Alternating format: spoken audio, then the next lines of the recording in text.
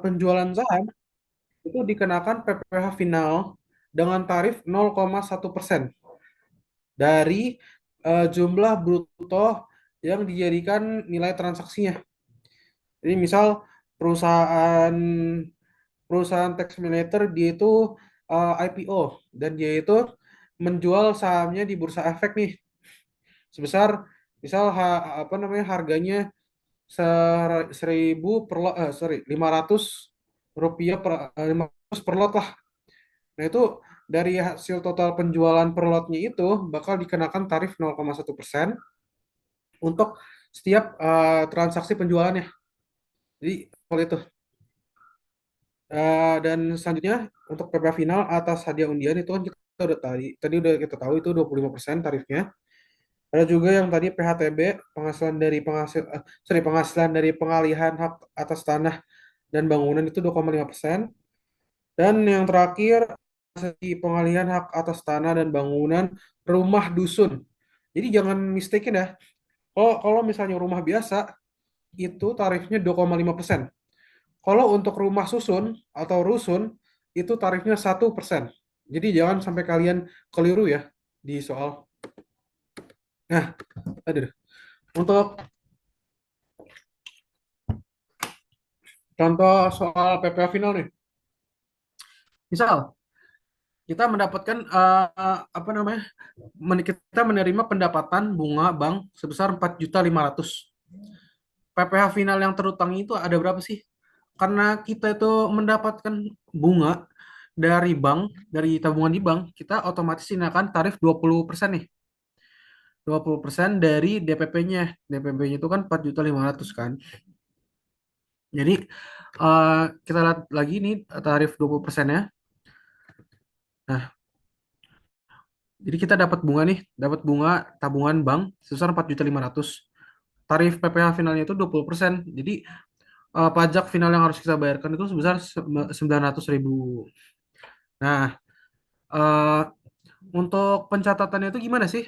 Nah, yang pertama itu ada dari bank. Nah, di bank itu apa namanya? Bunga bunga banknya itu kan 4.500.000 ya. Karena kita dikenakan beban pajak nih, beban pajak jasa giro itu sebesar 20%, itu kan berarti dikurang ya. Jadi apa namanya? Dari banknya sendiri itu di debit 3.600.000 dan beban pajak jasa gironya itu di debit juga 900 dan pendapatan jasa gironya itu apa namanya? Dikredit. Jadi kita sebagai penerima bunga itu apa namanya? Pendapatan cash dari bank itu sebesar 3.600.000 dan beban pajaknya itu sebesar 900.000. Nah, revenue-nya kita catat itu total hasil semuanya tanpa dikurangin beban pajaknya. Jadi gitu. Hmm.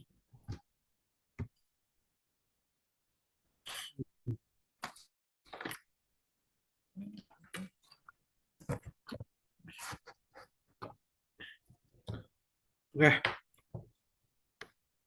eh, kita lanjut ke apa namanya?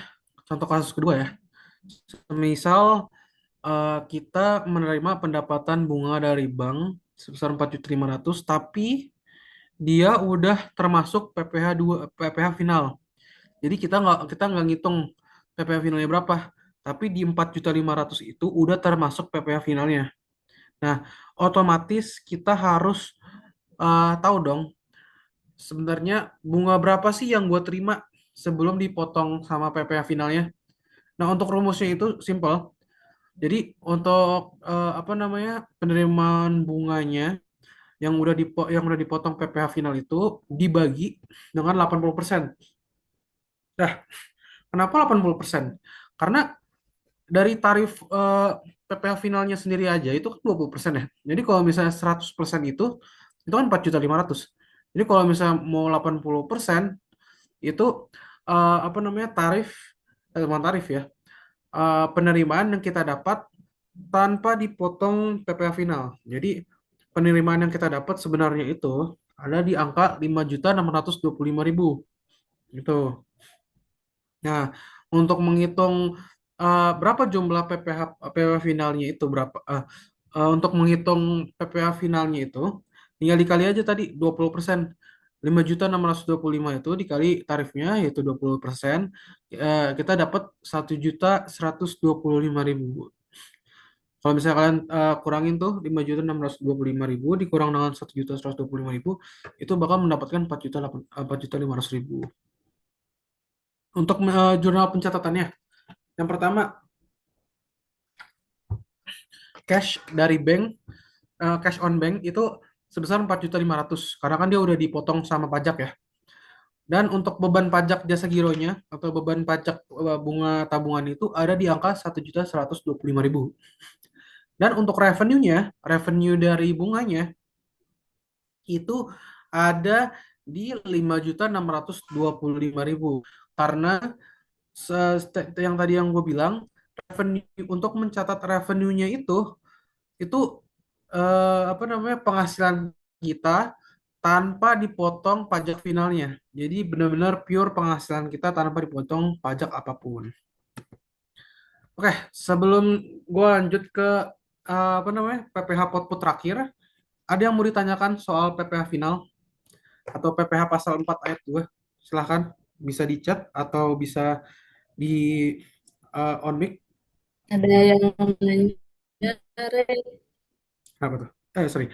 Eh, apa? Ada yang Ada, kalau nggak salah di materinya Bu Oci itu ada bunga koperasi yang 0%. Nah, itu maksudnya gimana katanya? Oh, oke. Untuk bunga 0% itu yang tadi yang di sini yang gue jelasin sini. Kan bunga simpanan yang dibayarkan oleh koperasi kepada anggotanya itu kan tarifnya itu kan 10% ya. Nah, untuk mendapatkan tarif 0% itu kalau misalnya kurang dari 240.000. Jadi kalau misalnya bunga yang kita dapat itu kurang dari 240.000 itu per bulan ya, itu bakal dikenakan tarif 0% karena kan yang gue udah highlight ini, semisal kalau dia lebih dari 240.000 itu bakal dikenakan tarif 10%. Jadi sebaliknya, kalau misalnya bunga yang kita dapat itu kurang dari 240.000 yang di poin ini nih, di poin bunga simpanan koperasi, eh yang di poin ini, misal kita kurang dari 240.000 itu bakal dikenakan tarif 0% karena itu bukan dijadikan kategori PPh final gitu. Kan ada lagi yang mau ditanya?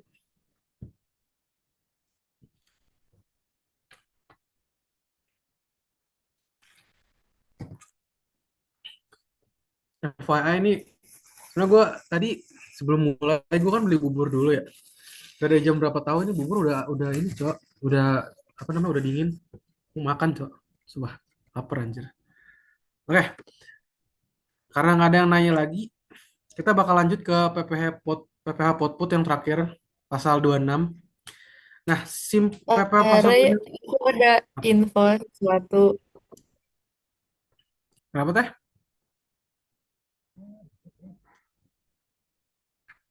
Ada yang mau nanya lagi kah? Mungkin boleh dilanjut aja sampai jam 1 nanti. Terus nanti ada nanti dari AR mau berbicara. Oh, oke oke. Aduh, dibayar nggak ya ini teh? Jujur. Oke oke. Lanjut lanjut ya. Untuk materi terakhir nih, PPh Potput terakhir itu ada di pasal 26.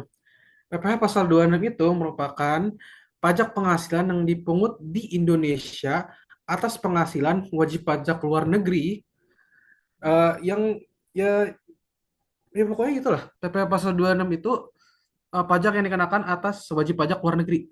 Jadi bule bule datang ke Indonesia, dia melakukan usaha, melakukan pekerjaan, nah itu dikenakan PPh pasal 26. Untuk tarif PPh pasal 26-nya sendiri itu sebesar 20%.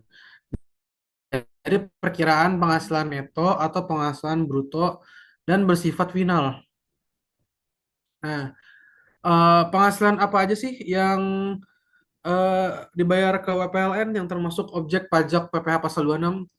Yang pertama ada dividen, yang kedua ada bunga, yang ketiga royalti, yang keempat sewa, yang kelima penghasilan pengguna harta, yang keenam imbalan sehubung dengan jasa pekerjaan, ketujuh itu ada hadiah dan penghargaan, yang kedelapan ada pensiun dan balai karena kebebasan utang. Oke, itu doang sih satu slide doang. Jadi PPh pasal 26 ini walaupun dia penghasilannya bermacam-macam, misal dari jasa atau dari dividen atau misalnya dia menyewakan sesuatu yang dilakukan di Indonesia, itu tarifnya bakal tetap 20%. Nah, untuk DP-nya itu biasanya penghasilan neto, apa namanya, penghasilan netonya atau penghasilan brutonya. Dan untuk catatan, PPh pasal 26 ini merupakan pajak final, bukan pajak tidak final. Jadi mengapa PPh pasal 26 ini disebut pajak final? Karena WPLN itu tidak diwajibkan, bukan tidak diwajibkan, tidak boleh membuat SPT seingat gua. Jadi karena si wajib pajak luar negeri ini itu nggak boleh bikin SPT atau tidak diwajibkan bikin SPT, atau nggak masuk ke materi. Dan eh, jika ada yang mau bertanya, bisa tanya sekarang. Dari semua PPL tadi, dari 21, 22, 23, habis itu final, dan 26, itu kalau misalnya kalian masih ada yang bingung, silahkan bertanya sekarang. Bisa. Dan bakal dikasih waktu sampai jam 1 siang ya guys.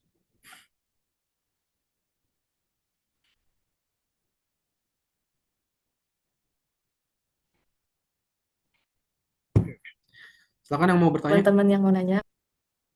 Yes.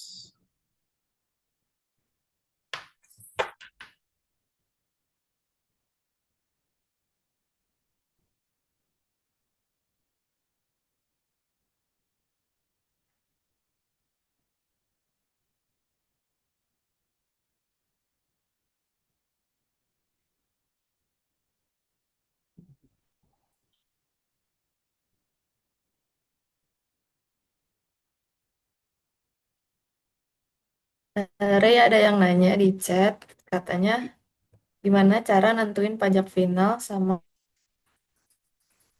Gimana cara nentuin pajak final dan non final ya? Jadi sebenarnya itu eh gimana ya? Gua ngomongnya. Pajak final itu dia dia tuh gimana ya? Itu biasanya dibayar sekali gitu. Jadi kayak contohnya eh tadi yang pajak final yang tadi kayak sewa tanah, hadiah undian, pengalihan penjualan hak atas tanah dan lain-lain. Habis itu pembayaran atas jasa konstruksi juga. Nah, itu kan apa ya? Itu kan objek yang tidak dikreditkan pada SPT tahunan ya. Dan cara menentukannya itu sebenarnya ya gimana ya cara gua ngomongnya? Itu emang udah ada di peraturan pemerataan Menkyu aja. Jadi kayak di UU PPN kan, di UU PPH itu emang udah tertulis ada kegiatan-kegiatan tertentu yang merupakan pajak final dan tidak boleh dikurangkan dengan kredit pajak. Dan lu nggak bisa kayak mengetahui mana yang final mana enggak. Jadi sebisa mungkin lu harus pahamin secara spesifik mana aja yang final dan mana aja yang enggak. Kayak contohnya yang tadi biaya biaya yang diperoleh apa namanya, biaya yang terjadi dalam memperoleh penghasilan tidak dapat dibiayakan secara fiskal. Habis itu objek yang dipotong secara final tidak dihitung kembali dalam SPT tahunan, dan pajak penghasilan yang dipotong tidak menjadikan kredit pajak.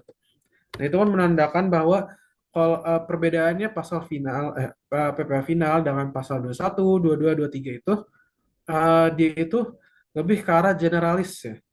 Jadi kalau misalnya kita ngelakuin sesuatu nih yang kita tuh orang pribadi nih, kita orang pribadi atau kita itu suatu PT.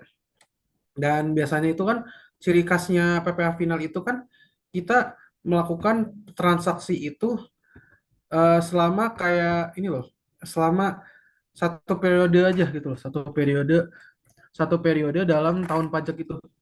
Dia kan otomatis itu bukan berkala ya.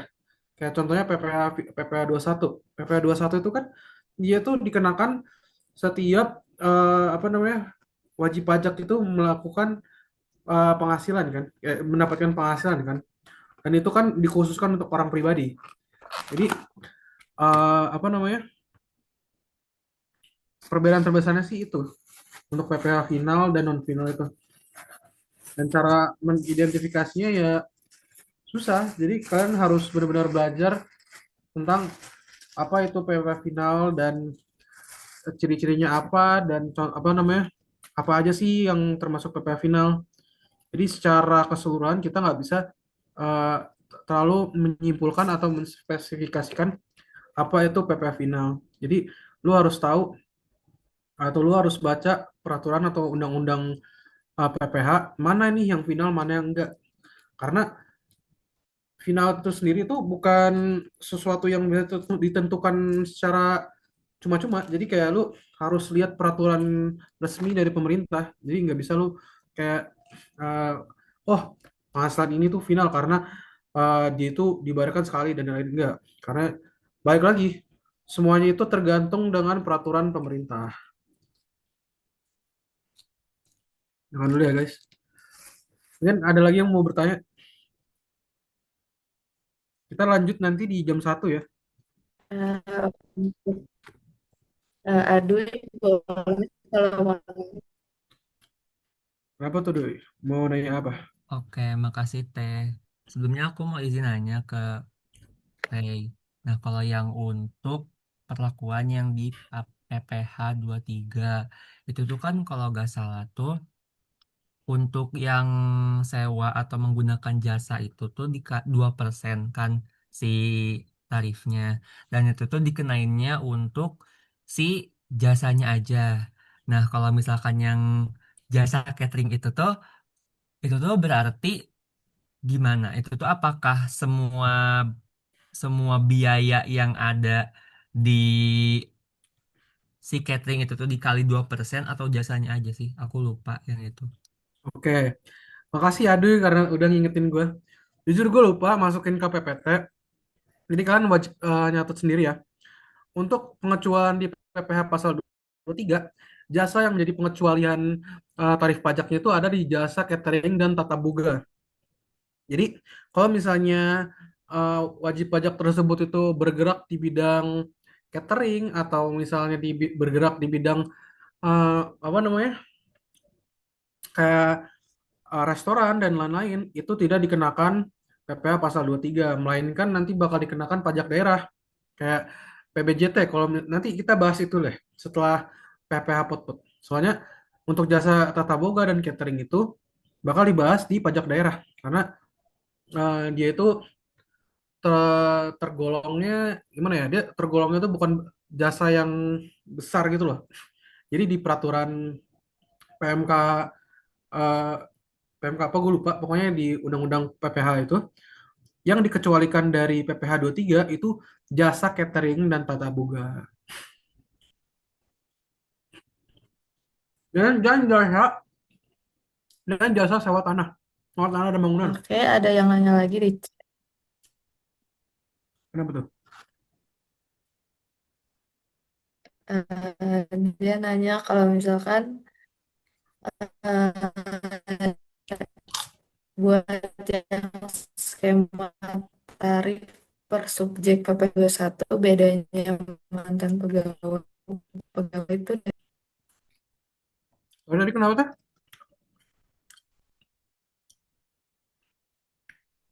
Dan aku baca sendiri ya. ini bedanya yang bukan bedanya mantan pegawai sama bukan pegawai. Kita masuk ke PPh 21 ya. Nah, bedanya yang bukan pegawai dan tadi apa? Yang pegawai bedanya pegawai dan bukan pegawai ya. bedanya mantan pegawai sama bukan pegawai. Hmm. Perbedaan pegawai dan sorry, perbedaan yang bukan pegawai dan mantan pegawai itu jadi gini. Mantan pegawai itu biasanya dia tuh kayak gimana ya? Biasanya itu pesangon. Kalau untuk mantan pegawai sendiri berarti orang tersebut itu pernah bekerja di perusahaan kita dan dia itu udah resign. Nah, itu dia dimasukkan ke kategori mantan pegawai dan tarifnya itu penghasilan bruto dikali tarif pasal 17 tadi. Dan yang bukan pegawai itu termasuk yang tadi jasa-jasa independen yang ditawarkan kayak contohnya Aduy. Aduy merupakan konsultan pajak yang bergerak independen. Dan gua sebagai perusahaan ingin menyewa jasa Aduy, jasa konsultasi Aduy sebesar 20 juta nih untuk sekali bayar. Nah, gimana nih? Kan Aduy itu kan bukan pegawai gua. Aduy bukan dia itu nggak ada bukan kontrak kerja ya. Dia itu bukan pegawai gua, dia juga bukan karyawan gua. Dia itu pihak independen yang gua bayar, yang gua sewa untuk memberikan konsultasi pajak ke gua, ke perusahaan gua. Jadi kalau misalnya dia dibayarnya sekali atau misalnya tidak dibayar di bulan, tidak dibayar per bulan, itu bakal masuknya ke kategori ini, kategori bukan pegawai. Jadi dia itu dibayar per masa pajak. Jadi penghasilan brutonya selama 1 tahun, 1 tahun kan, sama 1 bulan itu dikali 50% dan dikali juga tarif pasal 17 yang tadi. Jadi itu. Jadi kesimpulannya, bukan pegawai itu biasanya konsultan. Kalau yang mantan pegawai itu biasanya orang yang pernah jadi karyawan kita dan dia tuh udah resign. Itu perbedaan utamanya. Oke, makasih buat teman-teman yang udah nanya. Karena ini udah mau jam 1, sebelumnya karena tadi kesepakatan teman-teman itu mau lanjut lagi belajarnya itu nggak apa-apa banget. Tapi mohon maaf setelah didiskusiin sama teman-teman dari AR, kalau untuk astornya sendiri itu kita cukupin dulu sampai jam 1 ini. Jadi nanti teman-teman masih boleh untuk join dan lanjut belajar di Zoom ini, tapi untuk eh, perwakilan dari AR-nya, aku dan teman-teman aku izin leave dan recordnya juga karena dari tadi itu di record sama AR. Setelah ini kita udah bakal stop record dan teman-teman bisa record mandiri. Paling itu aja sih. Ya sama ada absen di kolom chat, jangan lupa untuk diisi. Nah, sebelum kita tutup sesi Astor kita pada kali ini, sebelumnya aku mau makasih banget ke Ray atas